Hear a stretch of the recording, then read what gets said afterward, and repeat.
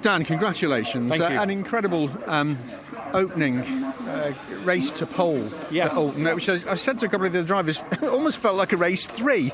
Did it? I honestly, obviously from my point of view, I thought it was fairly kind of calm. It was kind of stretched out a little bit at the front. There was enough room to breathe and kind of do your own thing and manage the race. So I did try and look at what was happening behind, but it's never easy. The thing with this place, as everyone knows, is it doesn't go straight for long. Yeah. There are no straights. But yeah, from my side, I got a great start. Ultimately, I'm in a bit of a sandwich of boost between Aaron and Cook there.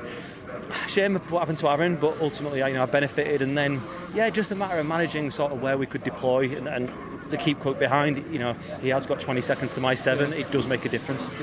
But I thought we did a good job of being quick in the right parts of the track. You'd laid down a good marker in the first session as well for that, carried that through into the race for pole, which means you must be in a good place inside your own head, is what I mean, for the race. Ultimately, we're in a very good place. I think it's, I know how difficult this championship is, and I know how it can switch and turn. I think I've got a real good package today, and I think if we turn all the boost off, I think we can go and win. The question is, I've got to overcome quite a deficit compared to the two, the guys at the front, especially Cook.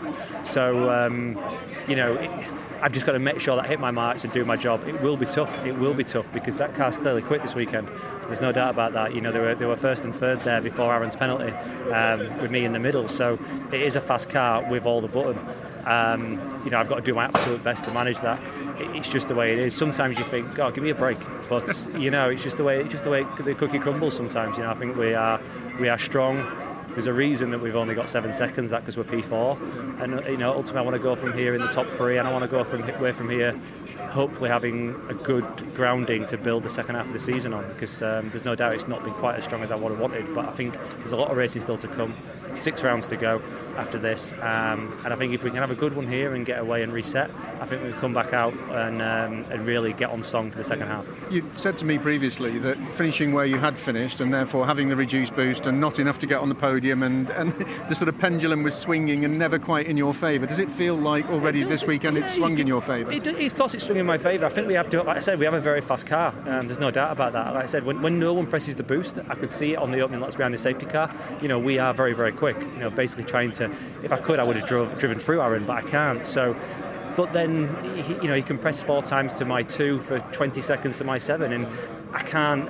By the time that gets underway, it gets hard. Obviously tomorrow, I can't remember what the split is. Maybe I have 4 laps and they'll have 10 or something. I can't remember, but that's quite an offset. I've got to try and maximise what I've got. But I am in clean air. I can run my own race.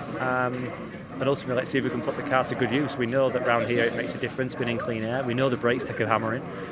So let's use that clean air and try and get away. First job, get off the line. Yeah, really cracking session, Dan. Well done. Thank you, mate. Cheers, buddy.